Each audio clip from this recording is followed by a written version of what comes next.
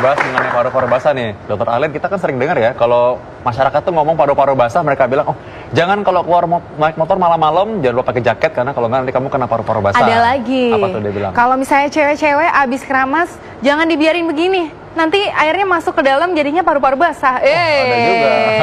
Atau mandi malam katanya dibilang bikin paru-paru basah juga. Nah, mungkin Dokter Dewi dulu ya. Kita perkenalkan ada Dokter Dewi Puspitor ini, seorang dokter spesialis paru.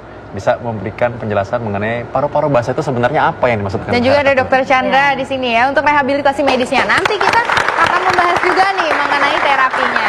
Silakan dokter. Ya, namanya paru-paru basah tuh mungkin kalau medis ya disampaikan adalah kita bilang pneumonia. Susah ya membahasnya kalau bahasa medis itu pneumonia atau radang atau infeksi di paru-paru. Gitu. Paru kita sebenarnya ada dua, kanan dan kiri.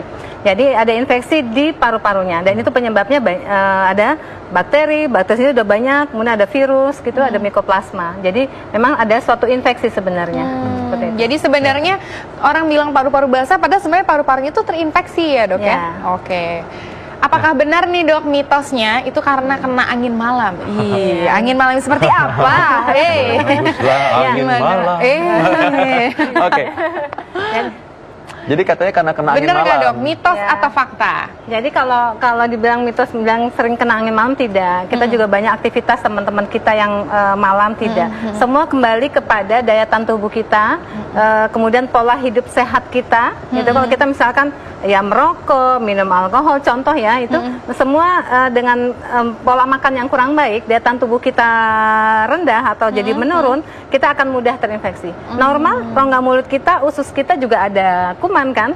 Jadi kalau kita daya tahan tubuh menurun, kuman-kuman yang tadinya aman itu akan muncul dan atau kita kedapatan dari orang lain yang misalkan ada sekitar kita yang dekat yang batuk, kita juga ikut menjadi terinfeksi istilahnya. Jadi itu mitos ya dok ya? Mitos ya. Kalau kayak gitu berarti semua tukang ojek yang malam-malam kena angin malam kena semua dong paru-paru basah enggak ya? Berarti itu mitos. Ngomong soal ojek Dokter Arlene, ada juga mitos atau fakta nih? Iya. Atau fakta ya, kalau orang naik motor malam-malam katanya bikin orang kena paru-paru basah. Tanpa jaket dok. Iya, itu juga sama itu mitos juga itu. Jadi kan mitos juga. Tetap tapi namanya malam lebih baik kita mengamankan agar kita juga tetap sehat ya, pakai jaket seperti itu. Karena hantaran angin gitu ya. Hembusan angin yang kencang kalau kita naik motor kan tidak nyaman juga kita. Tapi itu bukan menyebabkan gara-gara naik motor malam-malam jadi kita kena, tidak. Itu kembali lagi pada daya tahan tubuh akhirnya. Oke. Jadi mitos Dokter Arlene. Jadi boleh Dokter Arlene kalau mau naik motor malam-malam boleh kok. Cuma pakai piyama gitu naik motor boleh kali. Oke. Nah ini ada lagi nih dok, mitos atau fakta tidur di lantai tanpa alas atau alas tipis menyebabkan pneumonia atau paru-paru basah. Benar atau salah dok? Ya. Itu salah juga. Salah juga itu ya, mitos lagi. Karena apakah menular, apakah yang dari lantai itu ke tubuh kita, tidak. Jadi itu tadi semua kembali kepada daya tahan tubuh kita, gaya hidup kita, pola makan. Berarti ini mungkin dokter harus bahas juga nih dok mengenai penularannya. Sebenarnya penularan kan ini kita berbicara tentang infeksi. Nah penularan dari paru-paru basah ini gimana dok? Ya, secara umum kalau untuk infeksi di paru, secara umum adalah penyebarannya atau kita mendapatkan adalah dari droplet atau dari percikan dahak gitu ya. Misalnya sekeliling kita yang dekat lah, ada yang batuk, harusnya ada etika batuk yang baik kita tutup gitu, kemudian kita buang ke air mengalir atau pakai tisu seperti itu, ya, etika batuk yang baik. Jadi kalau misalkan kita sedang menurun daya tahan tubuhnya, ada beberapa kondisi ya menyebabkan penurunan daya tahan tubuh, kemudian di sekitar kita itu sakit, kita batuk, kita bisa tertular. Jadi karena batuk orang lain terhirup oleh kita. Jadi hati-hati juga orang yang udah terlanjur kena tadi pneumonia ini, kalau batuk jangan batuk sembarangan gini, apalagi nggak pakai apa-apa ya, batuk ya, gitu ya. Dan kondisi tambahan lagi adalah pada orang yang dengan kondisi daya tahan tubuh menurun, misalkan nih pada orang tua, pada pasien-pasien yang dirawat di rumah sakit, juga pada balita mungkin ya dok ya? Ya, itu mudah sekali. Ya, nah ini mungkin supaya lebih jelas dok, mari kita bergerak ke LED. Di sini kita bisa lihat ya proses penularan ataupun terjadinya penyakit paru-paru basah atau pneumonia ini ya dok ya. Dimana ini bisa terjadi infeksi ada di dalam paru-paru yang masuk ke alveoli, apakah benar dok? Ya, jadi setelah kita terinfeksi gitu, terhirup ya dok ya? dari droplet tersebut, ada proses ya. Pada yang sehat pasti daya tahan tubuhnya dengan daya tahan tubuh yang baik, dia akan istilahnya akan dimakan atau dihancurkan atau dimatikan lah kuman tersebut. Tetapi pada orang dengan daya tahan tubuh menurun, lama-lama infeksinya masuk, terjadi inflamasi, penebalan dari dinding sampai ke alveoli atau istilahnya adalah balon-balon udara. Jadi kita banyak balon-balon udara ini kalau di paru-paru ini kita di zoom baru kelihatan seperti ini ya dok ya. Oke, ini yang normal, ya sebelah sini yang normal. Yang sini yang normal. Kita lihat itu bersih. Ya, tidak ada penebalan, tidak ada cairan di dalam. Tapi pada orang dengan infeksi atau dengan pneumonia atau dibilang paru-paru basah, kita lihat dindingnya saja sudah tebal, ditambah lagi dengan cairan yang tertimbun. Jadi bagaimana orang akan sesak nafas atau nyeri dada sampai tembus ke belakang juga bisa aja. Nafasnya menjadi tidak lega. Kita lihat kondisi itu kan, wah itu keluar masuk udara dengan bagus ya, karena pertukaran oksigen dengan CO2 terjadi di sini, di balon-balon ini. Jadi di alveoli bahwa pertukaran oksigen dan juga CO2 yang tadi kita hirup oksigen mengeluarkan CO2, karbon dioksida itu terjadi di sini balon ya.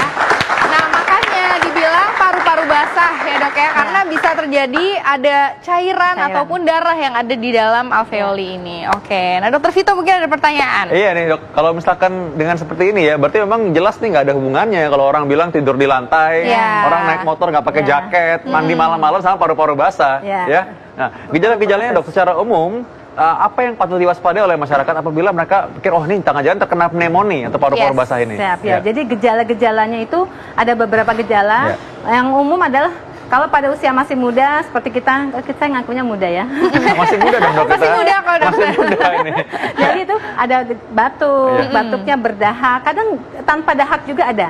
Kemudian ada batuk darah bisa, kemudian ada nyeri dada karena ada proses peradangan di dalam. Kemudian kadang ada nyeri di belakang. Proses infeksi jadi menjadi panas seperti itu, menggigil, nafsu makan menurun, itu bisa. Jadi mesti diwaspadai. Jadi kalau misalkan kita batuk sudah 3 hari, kalau 3 hari kan kita anggap seperti influenza ya. Kita lihat batuk, kemudian sudah dikasih obat masih belum sembuh dan kita ada rasa sesak, segera jangan ditunda karena prognosis atau tingkat kekhawatiran kita nanti tergantung dari nanti kumannya ini apa ya, jenis kumannya. Kemudian usia mempengaruhi. Kalau usia muda sama usia sudah di atas 60 beda respon pengobatannya. Kalau yang muda-muda responnya insya Allah bagus. Tapi kalau udah lanjut takutnya terlalu lama ya. Juga hati-hati pada orang dengan kencing manis ya dok, dengan sakit gula, dan juga lebih gampang terkena infeksi ini dan juga lebih berat bisa penyembuhannya dokter ya. Betul. Karena pada pasien dengan diabetes ada salah satu penyebab penurunan daya tahan tubuh. Oke, nah ini ada juga beberapa gejala yang tentunya harus diwaspadai oleh kita apabila kita terkena paru-paru basah yang memang darurat nih dok. Seperti salah satunya adalah kulitnya berubah warna, menjadi sianosis maksudnya kali ya dok ya. Kuku kita terlihat lebih biru atau bibirnya terlihat lebih biru. Tubuh nafasnya menjadi cepat, itu berarti memang tubuh kita kekurangan oksigen karena infeksi yang terjadi di paru ini ya. Ini juga ada sesak napas ya dok ya. Dan juga mengenai demam ini juga merupakan tanda-tanda infeksi ya dok ya. Nah sesaat lagi, apakah itu merupakan salah satu gejala dari pneumonia atau paru-paru basah? Seperti tadi disampaikan bahwa pneumonia kan atau orang awam bilang paru-paru basah, definisinya adalah infeksi di paru. Bisa hanya karena bisa salah satu paru saja, kita punya 2 paru ya. Tapi gejala-gejala tadi itu kan hampir sama, yaitu ada batuk, bisa berdahak, bisa tanpa dahak, nyeri dada, itu sama. Jadi yang penting kita ada perhatian bahwa kalau batuk kemudian sudah minum obat, paling tidak kita evaluasi 3 hari. Berapa lama nih dok? Kita evaluasi 3 hari. 3 hari. Sudah minum obat, setelah minum obat. Setelah minum obat tidak ada perbaikan, kita harus ke dokter. Waspada. Dan juga ada juga ya waspada dok. Dan juga ada orang yang bilang kalau gini, oh ini saya nggak perlu minum antibiotik soalnya batuknya katanya nggak ada dahak hijaunya gitu. Nah, itu juga nih dok, boleh dibahas mengenai dahak. Ya, itu tadi karena dahak ada dua tipe kan, batuk yang maksudnya batuk ya, ada batuk yang dengan dahak. Kadang kita dengar sendiri kok grok-grok, nah itu berarti batuk yang berdahak. Ada lagi batuk yang tanpa dahak, jadi nanti obatnya juga berbeda.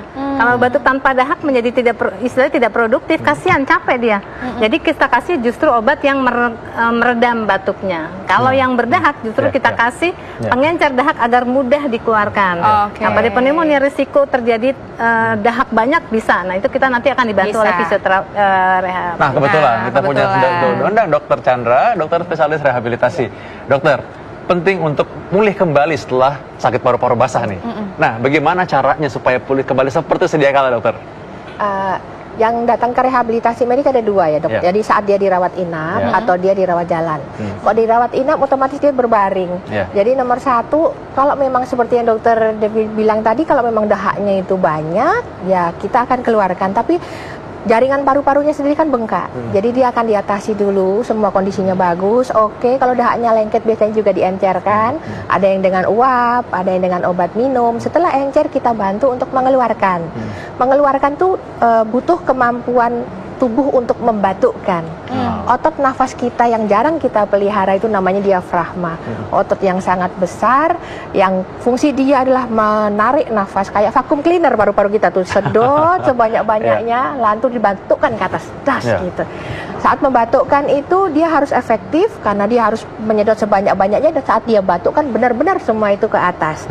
Kalau tidak dia cuma dapat lelahnya. Dahaknya nggak keluar, batuk sampai capek, nggak bisa tidur, tenggorokannya sakit, sering sampai mungkin nyeri menelan gitu, sering. Karena yang dibilang dokter Dewi nggak ada dahaknya, sebetulnya nggak ada yang cukup untuk dia keluarkan. Itu mungkin perlu diencerkan. Kalau itu bisa dengan nebulizer atau dia banyak minum karena dia demam tinggi, mungkin dehidrasi ya dok. Nebulizer itu uap ya dokter ya maksudnya? Ya uap, diuap. Orang biasa bilang tuh diuap gitu supaya lebih lunak cairannya sehingga mudah dikeluarkan. Karena dahak itu ada dua lapis dok, lapisan yang kental sama lapisan yang air. Nah lapisan yang air itu bikin bulu di dalam saluran nafas kita itu ada bulu-bulu, namanya bulu silia, bulu getar. Itu sapu alami yang Allah kasih, yang Tuhan kasih untuk nyapu. Kalau cairan itu kurang, lengket. Nah itu harus dicukupi dulu dengan rehidrasi, air masuk, kemudian dikasih dari uap supaya cairannya cukup. Jadi supaya bisa dibuang ke atas. Jadi banyak minum air hangat. Kalau orang lagi paru-paru basah ini sebenarnya tadi kuncinya itu tadi itu ya. Ya betul, air yang cukup. Air jadi, yang cukup. Betul. Kalau panas tinggi, apalagi anak-anak itu kulitnya kering, udah pasti. Misalnya dehidrasi sebenarnya. Dehidrasi, lengket, iya betul. Jadi perbaiki cair. Setelah itu latih batuknya. Nah untuk batuk itu diafragma harus bagus. Beberapa mohon maaf, kalau perokok pasti kemampuan batuknya berbeda. Ini kayaknya orang belum tahu loh. Coba-coba. Nah diafragma tuh di mana? Tahu nggak diafragma di mana? Nah, diafragma tuh ini lah, lihat nih diafragma ya. Nah, ini kan paru-paru di sini ya. Ini perut ya. Diafragma itu ada lapisan tipis di sini nih, di antara paru-paru rusuk kita. Coba tarik napas semuanya, tarik napas semua. Tarik napas yang di rumah, tarik napas. Saya hembuskan. Tarik napas. Hembuskan. Nah, itu yang turun itu diafragmanya. Supaya lebih jelas mungkin ayo sini, Mas. Gak apa-apa, Mas. Oke, tepuk tangan dulu. Korban. Oke, sini Mas. Biar lebih jelas kelihatannya ya kan. Oke, coba Mas tarik nafas. Tahan, 3, 2, tahan. Jangan lama-lama, nanti kami tahan. Hembuskan, tarik nafas lagi. Jangan tahan kelamaan ya. Tarik nafas. Ketika tarik nafas, kita merasakan ada otot yang ke bawah ini ya. Di sini ya. Dan paru-paru kita terasa penuh. Hembuskan. Nah, itu diafragma kembali naik ke atas. Jadi kita kembali bisa dikosongkan paru-parunya, kembali bisa udaranya keluar. Jadi diafragma itu otot yang memang membatasi antara si rongga dada dan juga rongga perut. Oke, boleh silakan kembali. Terima kasih. Ya, sekarang kita udah tahu jadinya ya. Nah, oke, silakan dokter. Jadi dokter tadi punya alat tadi ya sedikit tadi ya. Nah, ini alatnya nih tadi menarik nih. Diafragma itu tadi Kalau perempuan sama laki mungkin beda ya, karena tadi laki-laki yang ditarik kan torakal ya, lebih harusnya dia tuh nafasnya di perut. Jadi berarti tidak terlatih dengan baik, harusnya perutnya mengembang waktu dia. Oke, abis ini latihan sama saya. Ini latihan ya. Kalau perempuan mungkin karena nafasnya memang torakoabdominal, dadanya yang lebih akan mengembang dengan baik. Jadi diafragma laki-laki harusnya lebih bagus, karena dia meletakkan nafas lebih baik. Nah, bagaimana supaya otot diafragma ya laki-laki ini bagus? Otot diafragma otomatis latihan otot abdomen, latihan otot perut ya. Bagaimana tuh dok? Sit up itu bisa membantu nggak dok? Kalau yang paling happening sekarang plank ya, mungkin boleh dikerjakan. Itu juga boleh. Terus berat, tapi bertahap bisa dikerjakan. Atau latihan nafas, kami biasanya kalau dari paru peak flow meter ya dok ya. Ini kita ngukur kemampuan batuk. Kemampuan batuk ya. Dilihat. Jadi kemampuan batuknya ini dicek, nanti dia dibatukkan di sini di alat itu nanti. Diukur karena yang normal itu antara di atas 270 liter per menit. Jadi alat ini fungsinya sebenarnya untuk mengukur batuk, kemampuan si diafragma untuk tadi ya, diafragma untuk batuk. Mungkin banyak di online juga yang kit asma dan lain-lain banyak, itu bisa dicari. Nanti dibatukkan di situ, tapi sebetulnya kelihatan kalau dengan tanpa alat pun kalau pasien atau kita sendiri membatukkan, harusnya kan kemampuan batuk ini dikembangkan. Kemudian kita tanpa batuk dengan pita suara terbuka namanya huffing, kita bilang itu glotis atau pita suara terbuka. Jadi seperti gini. Jadi kayak kalau dulu biasanya bersihkan kacamata ya. Nah itu gitu, dengan cara begitu dari diafragma dorong ke atas, tapi pintunya dibuka, jadi dia akan naik. Jangan lupa sikat gigi ya kalau. Saya jangan lupa sikat gigi. Untuk pasien gangguan paru-paru memang sikat gigi penting sekali ya dok ya. Umur sikat gigi karena kuman itu kita masuk ke hidung ke mulut kita telan. Jadi kalau mau tidak menularkan atau ditularkan, rajin sikat gigi, umur, kemudian cuci hidung beberapa karena ini saluran nafasnya jadi satu kan, hidung dan mulut. Berarti solusinya supaya kita terhindar dari penyakit paru-paru basah, mungkin singkat aja dok, silakan dok.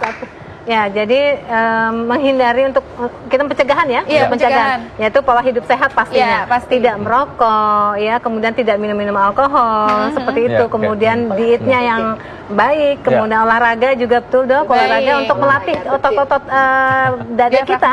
Jadi kalau ada batuk atau sesak kita cukup kuat di sini. Terima kasih banyak Dr. Dewi. Dr. Chandra, terima kasih.